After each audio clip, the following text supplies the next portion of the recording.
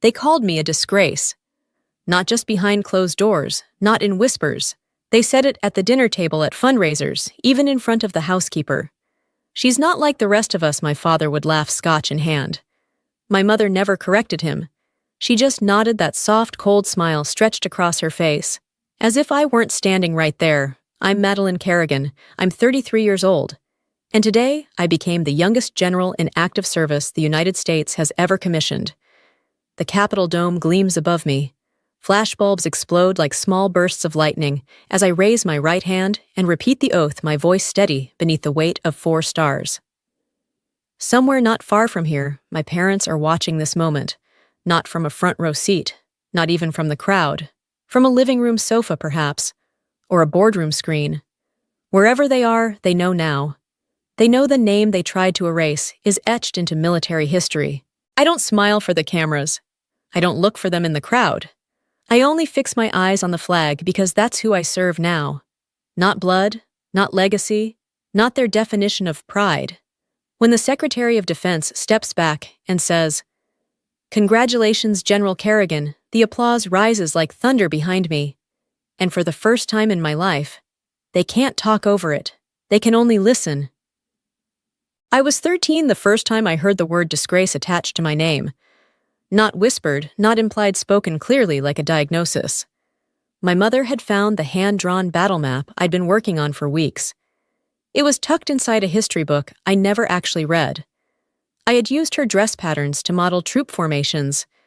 She stood in the doorway of my room, fingers trembling with fury, and said, "Madeline, this is what freaks do. You want people thinking you're one of those." I didn't know what those meant. But I understood enough to hide things better after that. By 17, I'd mastered the art of silence. I dressed the way they expected. I smiled politely at my father's colleagues, nodded along when my sister Natalie was praised for her internships and charity galas. But I never really spoke, not about the things that mattered. Because whenever I did, whenever I brought up tactical theory, international defense policies, or my dream of attending West Point, I watched my father's jaw tighten like a trap being set. I knew that look. It meant I was veering off script again. The night I got my acceptance letter from West Point, I didn't tell anyone. I packed in silence, waiting until the house was empty. Mother at a fundraiser, father golfing with clients, Natalie rehearsing for some debutante banquet. I left a note, not out of guilt, but because part of me still believed someone might care enough to read it. They did more than read it. They rewrote it. By the time I boarded the bus that would take me to basic, my name had already vanished from the family's website, the Christmas newsletter, even the wall of photos in the downstairs hallway. They told extended relatives I'd chosen a different path, that I was dealing with some mental instability. Natalie told a mutual friend I'd run away to join a militia. None of it surprised me. What did surprise me was how quiet it felt. Not just around me, but inside me. Like someone had turned off the static that had always buzzed in my chest. The tension of performing, of pretending. The ache of being almost enough. I arrived at the gates of West Point, with a duffel bag, a scholarship, and no one to wave goodbye. Most cadets had families clapping from the barricades, teary-eyed parents, siblings with phones raised high to record the moment. I walked in alone. I didn't cry. That night, I sat on the edge of a narrow bunk and watched another girl tape a photo of her family above her bed. I had nothing to tape, just the rejection letter from a college I'd never wanted, and the half-burned edges of the note I wrote to say goodbye. I folded both and tucked them into my locker beneath the lining of my uniform cap. They'd taken my name, my story, even my voice for a while, but they hadn't taken my mind. And that, I decided, would be enough for now. I dropped my last name the week I turned 18. Not legally, just quietly. On every form, every badge, every new beginning, I wrote Madeline Kerrigan. Kerrigan was my mother's maiden name, long buried beneath the Whitmore crest, and its suffocating expectations. I reclaimed it like a weapon, one syllable at a time. At West Point, no one asked why I never had visitors on family weekend. No one questioned why my emergency contact was blank. People assumed I was just focused, reserved, intense. And they weren't wrong.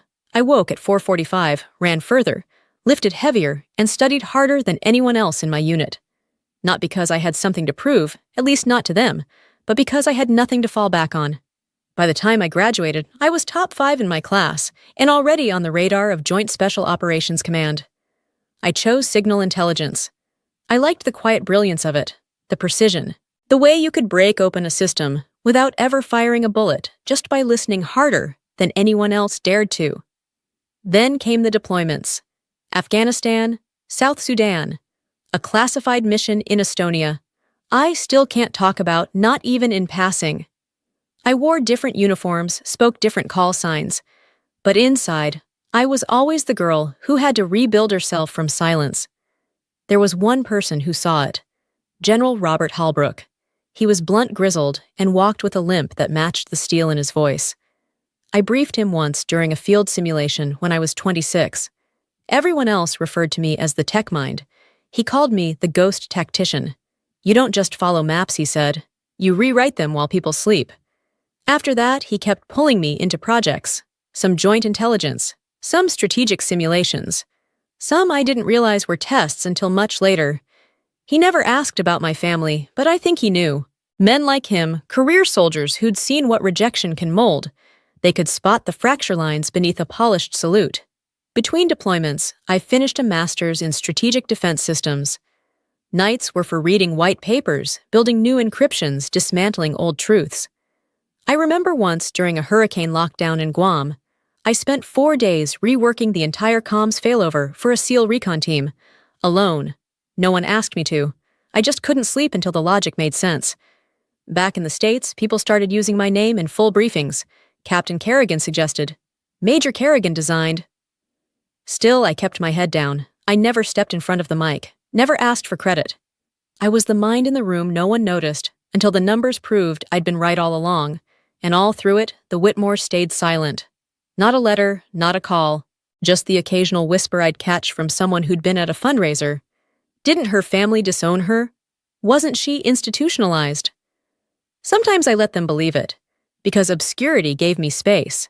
And in that space, I built things they couldn't imagine. What they called disgrace, I called freedom. I wasn't supposed to see it. The live stream wasn't advertised publicly.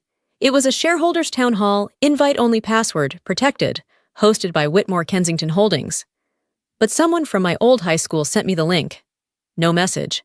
Just the URL and a subject line that said, "You should know." I almost didn't click.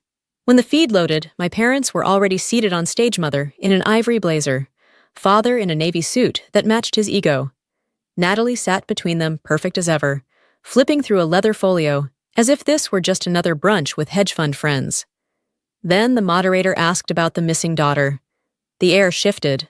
My father adjusted his tie, cleared his throat, and said, "We prefer not to discuss that part of our history publicly. It's a chapter best left closed." The moderator pushed. There's been speculation that she served in the military. Some reports mentioned. My mother cut in with a smile that could slice glass. Madeline has struggled with stability, emotional unpredictability. We did everything we could, but at some point, you have to protect the rest of the family. Natalie chimed in, almost bored. She disappeared. That's the truth. It wasn't our choice. I stared at the screen. My breath didn't come. It just paused. Not because I hadn't heard worse. I had.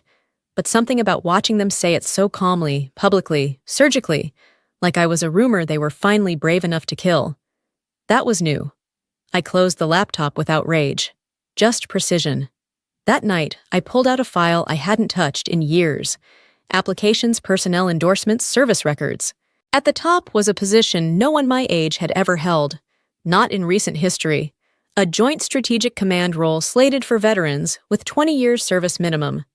I had 13, but I also had Halbrook. 2 days later, I walked into his office. He didn't ask why I was there. He just looked up, leaned back in his chair, and said, "It's time, isn't it?" I nodded. He reached for the red folder on the shelf behind him. "They'll fight it. Say you're too young, too fast, too invisible." "Let them," I said. He grinned. "That's my girl."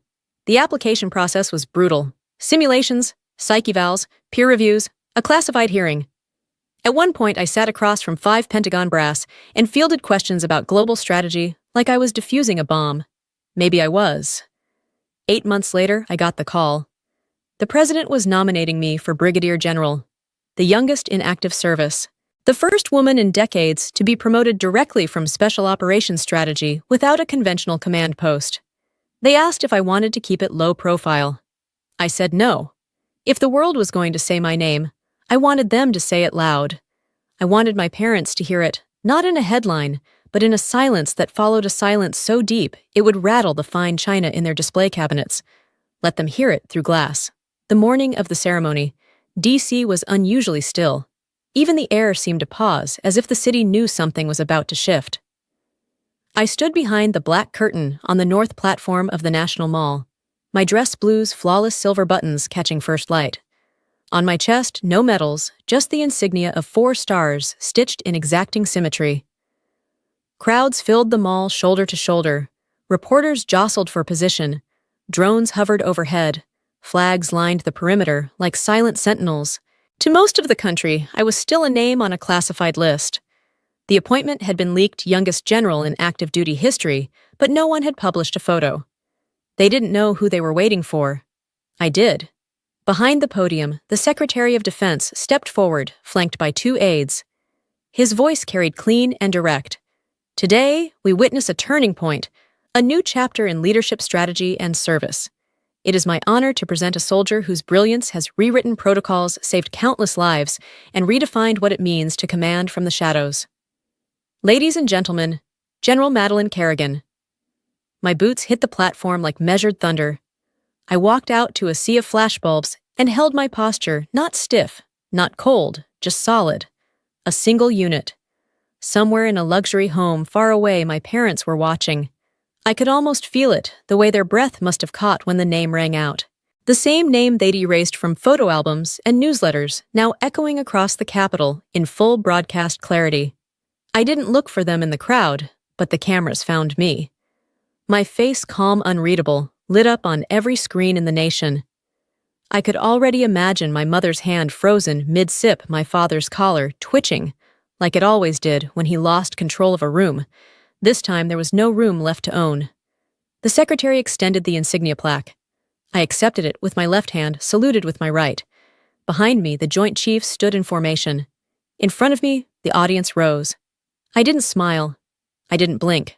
I simply stood tall and let the weight of the moment settle. When the oath began, I spoke each word with precision, not just because I meant it, but because every syllable was a reclamation. I do solemnly swear, I wasn't swearing for them.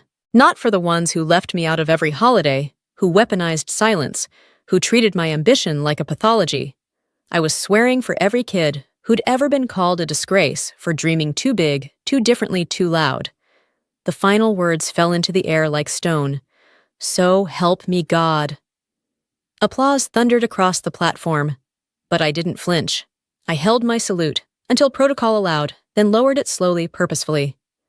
As I turned toward the flag, I let my eyes trace the red and white, like a map I'd memorized a lifetime ago.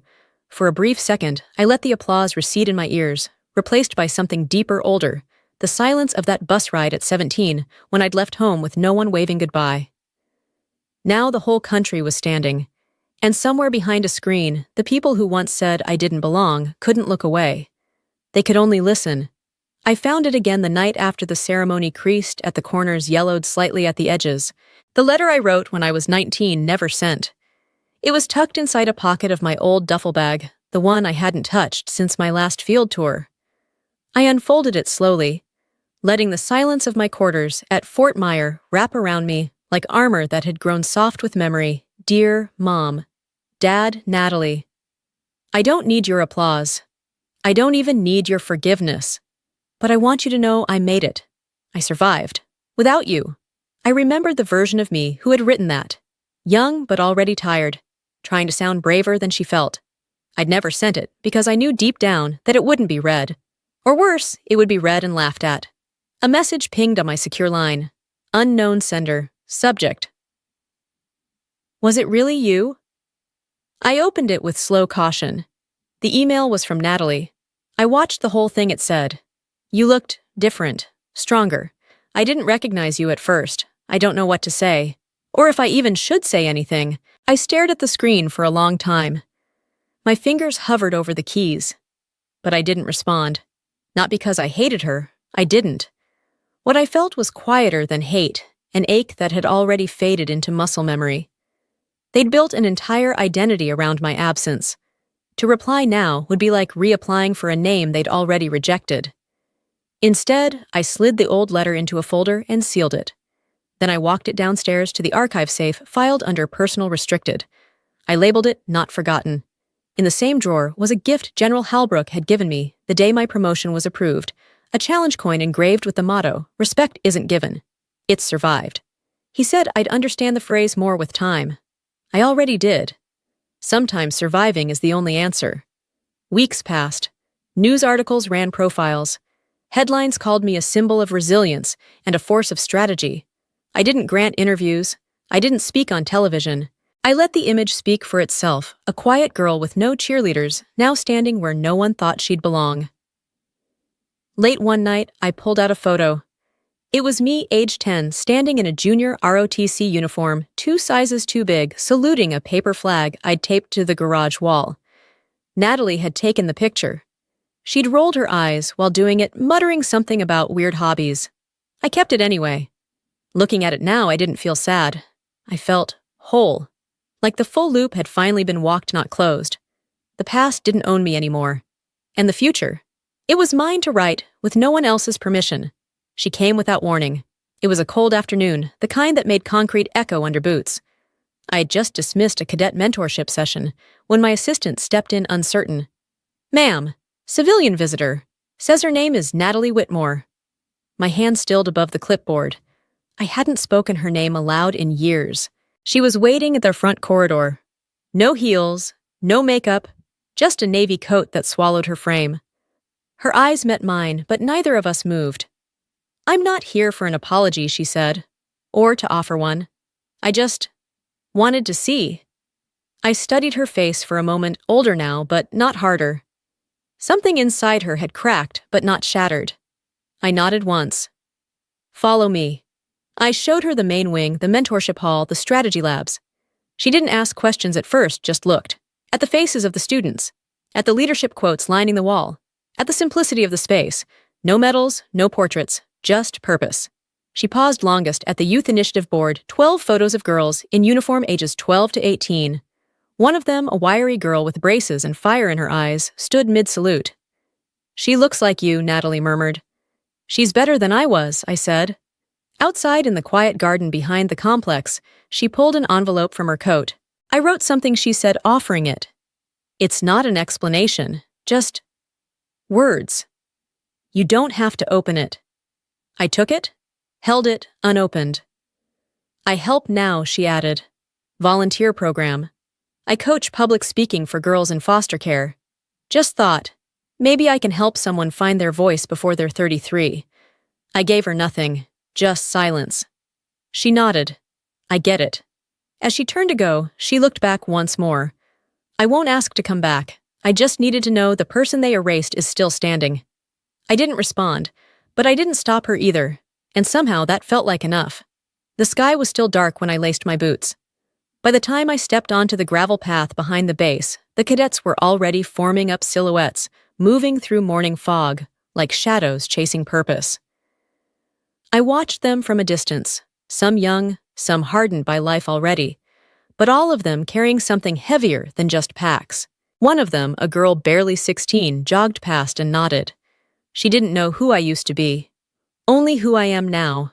Inside the mentorship hall, a small framed photo sat on my desk, me at 10 years old, in a borrowed ROTC uniform, 2 sizes too big, saluting a paper flag taped to our garage. I used to think that girl was lost. Now I understand she was just waiting for the noise to quiet down. Across the room, a wall bore 12 names, graduates of our youth initiative, now in service academies across the country. Each one of them had once been told they weren't enough, that they were too much or too quiet or not the right kind of strong. I made sure they'd never hear those words here. In the far corner, an envelope still sat unopened. Natalie's.